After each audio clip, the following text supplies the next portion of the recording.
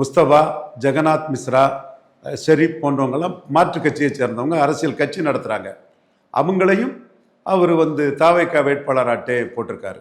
நான் முஸ்தபா கட்சியோட முஸ்லீம் இயக்கத்தோட கூட்டணி வச்சுருக்கணும், ஏஎம் ஷெரீப்போட அந்த சமூக நீதி இயக்கத்தோட கூட்டணி வச்சுருக்கணும், ஆனஸ்டாக சொல்லிட்டு போயிருக்கலாம். அது மற்றபடி இன்னொரு இயக்கமான ஜெகநாத் மிஸ்ராவோட இயக்கத்தோட கூட்டணி வச்சுருக்கணும், ஆனஸ்டோட சொல்லிட்டு போயிருக்கலாம்.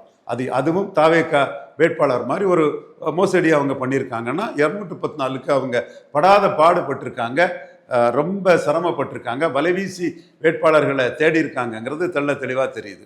அதில் 107 பேர் மாற்று கட்சியிலேருந்து வந்தவங்க. இப்போ செங்கோட்டையன், சத்யபாமா, சுப்பிரமணியம், ஸ்ரீதர், தென் லோகேஷ் மட்டும்தான் பதவியோடு வந்தவர். மீதியெல்லாம் கழிச்சு போட்ட பிறகு வந்தவங்க. லோகேஷ் மட்டும்தான் பதவியோடு வந்தவர். தென் ரெட்டியார்பட்டி நாராயணன், அந்த தொகுதி அமமுகவுக்கு நாங்குநேரி தொகுதி ஒதுக்கப்பட்டனால நமக்கு தெரிஞ்ச ஒரு சகோதரர் தான், அவர் உள்ளே வந்திருக்காரு.